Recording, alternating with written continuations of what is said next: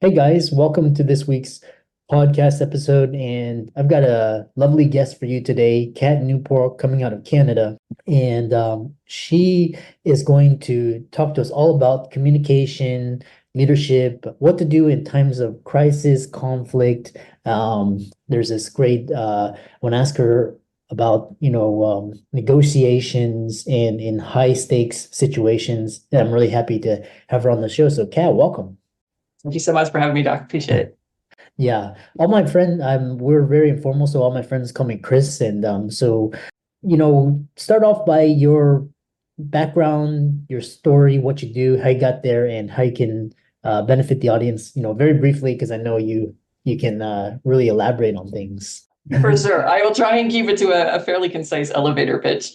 I have 30 years of experience in leadership in a service industry, dealing with a variety of environments, industrial, healthcare, whole nine yards. I'm a mediator. I'm an International Coaching Federation certified coach. I'm an author of the book Smart Conflict, and a quality professional and change management professional. If you want conflict, try quality and change.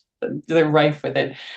So after many, many years in corporate environment, I stepped out and took a bit of a sabbatical, wrote my book, knowing that when I was in corporate, managing conflict was a hot topic. So figured that was a good niche to kind of jump into. So I'm now a conflict coach, a mediator, and a conflict educator. Interesting. So, because I love this idea because, we think, a lot of the podcast guests, we talk about these kind of rosy ideals, but actually the path is actually, it's ups and downs and valleys. Sometimes you're in the valley for quite a long time. So, talk about just what is smart conflict. I'm curious about what that means. Smart conflict. So, smart conflict actually started out as a workshop. So, it actually developed from an acronym, and it translated very nicely into my book. And smart conflict, at its core and at its crux, is pushing us to take a look at what we're bringing into the conflict before we try to win the conflict or before we try to change the other person. So, smart conflict is a way to approach conflicts and engage in the relationship with the other person to get the best possible outcome. Yeah. Interesting. And so the next question I have for you is because in this era of conflict, because we've got political conflict, we've got relationship conflict, generational conflict, workplace conflict, all these types of conflicts. It seems like everybody's fighting these days. And there was this great book called I believe it was Never Split the Difference, where he's talking about, Chris, he's talking about these in high stakes, high pressure, high outcome, and high emotions. So how do you manage all of these in these to get the best possible outcome? What's your approach? How can a mediator, conflict mediator start? Talk about their process. So, a couple of things came to mind as you were setting up your question. The first thing that I would really encourage, and I do with my mediation clients, is have them self-reflect. What is it that you're actually going after? It's been my experience, particularly in estate management mediation, that a lot of folks don't really know why they're in conflict to start with. It's the toothpaste cap analogy. I'm going to get a divorce because my partner left the toothpaste top off the toothpaste tube again. When that's probably not the reason you're getting a divorce. So really self-reflecting on why you're engaging. Then you've got to figure out what your boundaries are. What are your negotiables and what are your non-negotiables? What are you willing to be drop dead about and walk away from? And what are you willing to do give and take to invest in the relationship so you can have healthy conflict, which means conflict that's moving, conflict that has momentum. Unhealthy conflict gets stuck. So those are the first two things that came to mind. Interesting. And so, to follow up on these thoughts and ideas, when these conflicts emerge, emotions, tensions, are high, what's the best approach? Is it kind of walk away, let it, and then come back, or because I know, like frequently there's just hysteria or just kind of, people trying to assert their point and, it's quite emotionally exhausting and draining. So what is the best approach in these high stakes situations? Gotcha. Do you want to put a bit of a star on this one, a bit of a caveat on this one? We're actually engaging in conflict every day, and most of it doesn't have this high emotional stake involved. For example, right now I'm disagreeing with you. We're in conflict, but neither of us are upset. Neither of us are nervous. We're not worried about the outcome. We have a difference of opinion, and that is all. And most of our conflicts are like that. So with the little star on that, swinging back around, once you do start getting into high emotion conflict, you've really got to understand where the emotion is coming from. What you bring into the situation is likely to be what you're going to reap from that situation. And every human being has a conflict narrative. What have I learned over the course of my life on how to deal with conflict? Did I have a parent who liked to yell? Did I have a parent who ignored me? Did my partner really have issues? That kind of thing. So really understanding what your narrative is and what you're bringing in, and if necessary, definitely hit that pause button. Yeah. The other, yeah, and I love this idea. The other question I had for you is how do you be both assertive as well as empathetic in communication to effectively resolve conflicts? This is an excellent question. I get this a lot. How do I still build that relationship but protect myself? So this is about understanding boundaries and really focusing on boundary building before you ever get into a conflict.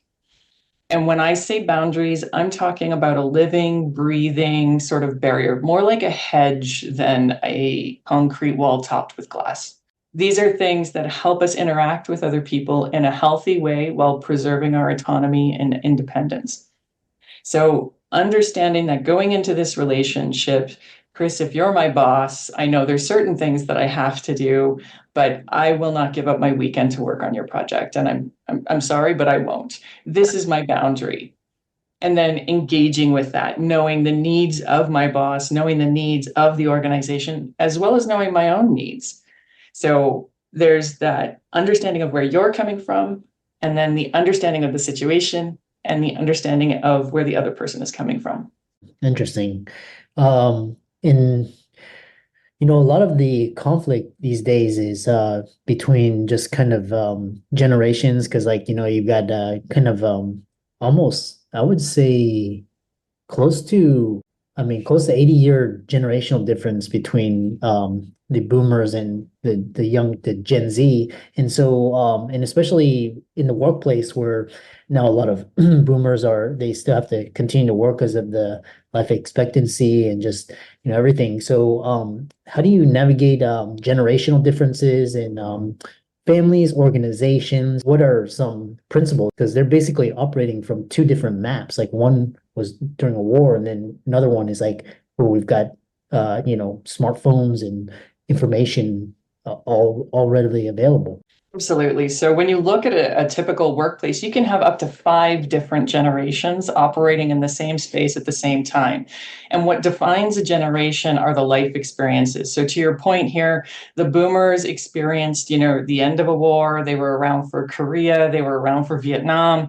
These are life-altering, life-changing things. We get into the Xers. We lived through the 80s crash, all of these things. So every generation right up to the tech natives all have a different point of view. But that's the same with anybody. If you're a Gen Xer and I'm a Gen Xer, we still have different points of view. I'm Canadian, you're American. Inherent point of view difference. It's just a small line on a map, but we still have different points of view. So really understanding that, yes, okay, I'm talking to a millennial. However, that millennial is still a human.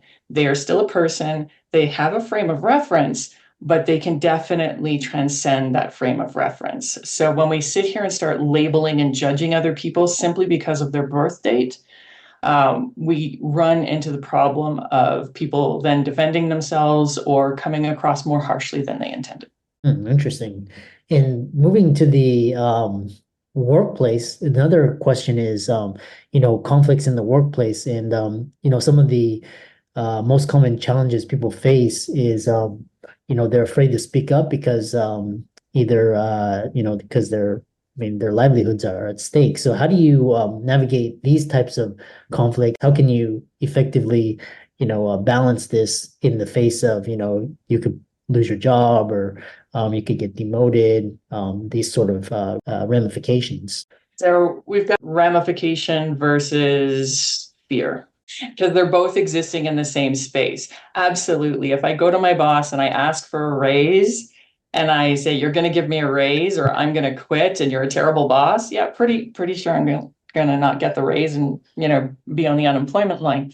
So it's really understanding whether those ramifications are valid, and if they're valid, to what degree. Humans as a species, we're pretty risk adverse. We don't like to take risks. We don't like to step out.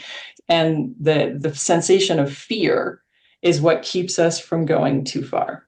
But we really have to be realistic with what too far actually is. Am I being, realistic? Is Chris really going to bite my head off if I say I don't want to go play baseball with him on the weekend? Probably not. But I'm just going to ghost him instead because I don't want to approach him, just in case we're never be friends again.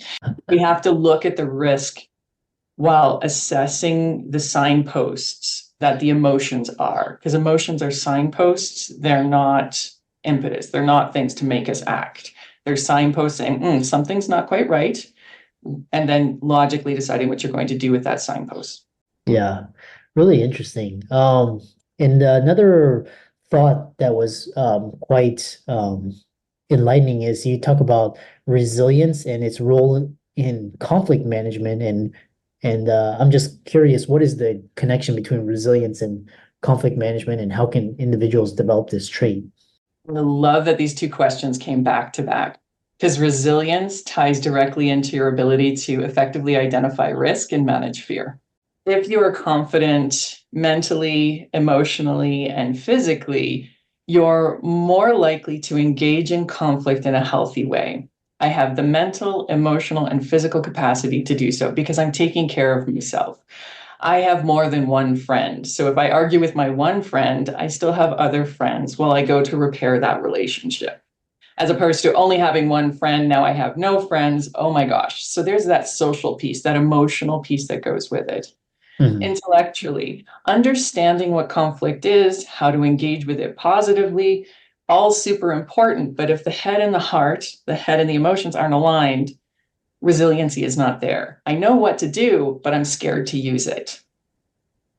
And then physically, if we're all stressed out, if we're exhausted, if we haven't gone to the gym in 3 months, if we haven't, gotten out and done our hobbies that get our body moving, we are going to be fatigued, and we're going to be less likely to engage in conflict healthily, and be less likely to bounce back quickly from that conflict. So they do go hand in hand.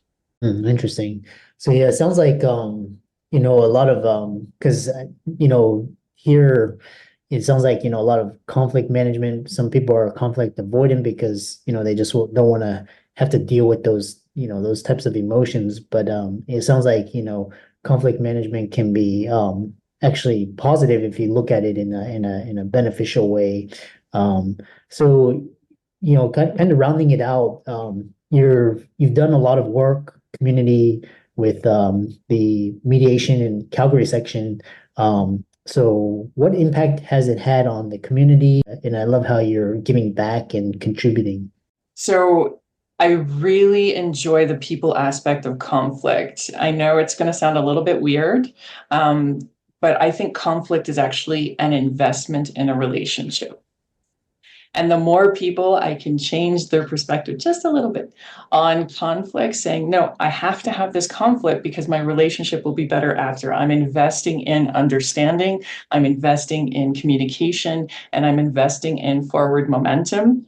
Super important. So, working on the board of the International Coaching Federation, working on the board of the American Society for Quality, volunteering in the community as a mediator to help neighbors, build a way forward. All really important to me, and I think I'm making a difference. And on the inside, that's what's important to me, the people side. Yeah. And, from talking to you this past half hour, it sounds like you possess a lot of skill sets in this area. A lot of people I talk to, they have skill sets in like marketing and, entrepreneurship. And so with this skill set and with this particular outlook, it sounds like you're very curious about the nature of conflict in a very healthy and positive way. What sort of roles or positions or jobs, people listening could look into to take advantage of this skill set? I think any job where you work with other people, you're going to need conflict management skills. As we move into workplaces that are more and more dominated by AI, as they're more and more dominated logically by computer systems, there's one thing that's never going to change, and that is our need to engage with other human beings. And AI, as good as it can be, is never ever going to replace that. So I think any job needs some conflict management skills, some more than others, but I think everybody needs the skills. Yeah. Yeah, when you talk, what comes to mind is kind of like human resources or maybe like a manager, any sort of managerial executive, these types of high level positions. Interesting that you mentioned AI. That's going to be, very, very interesting. And we're not really sure about the fundamentals or the ramifications. So the other question I have is for guests, they always say that leaders are readers, and you have a wonderful library in the background. What, excuse me, what books would you recommend in this area? Top three books that you've read that can recommend to the audience?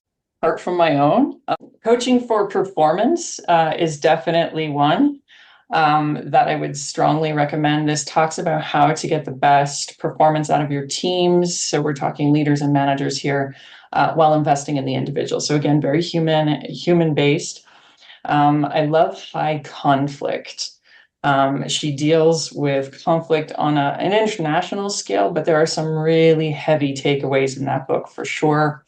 And The Fear Cure also comes to mind, understanding how our perceptions feed our fears and our fears feed how we interact with reality. So those would be the top three, besides my own book, of course. Yeah. Yeah. Talk about your book as well, and how can people find it and check it out. Absolutely. So my book is called Smart Conflict, Turning Disputes into Growth Opportunities. It's available on Amazon in paperback, hardcover, and on Kindle.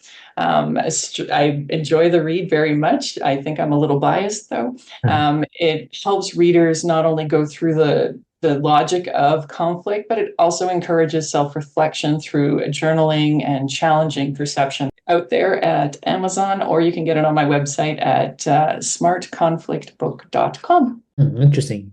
And for all the audience, I really enjoyed this, and be sure to check out Kat's recommendations and check out her book. It's on Amazon. Leave a 5-star review, like and follow her socials, and thanks so much for coming on. Thank you so much for having me, Chris. I appreciate it.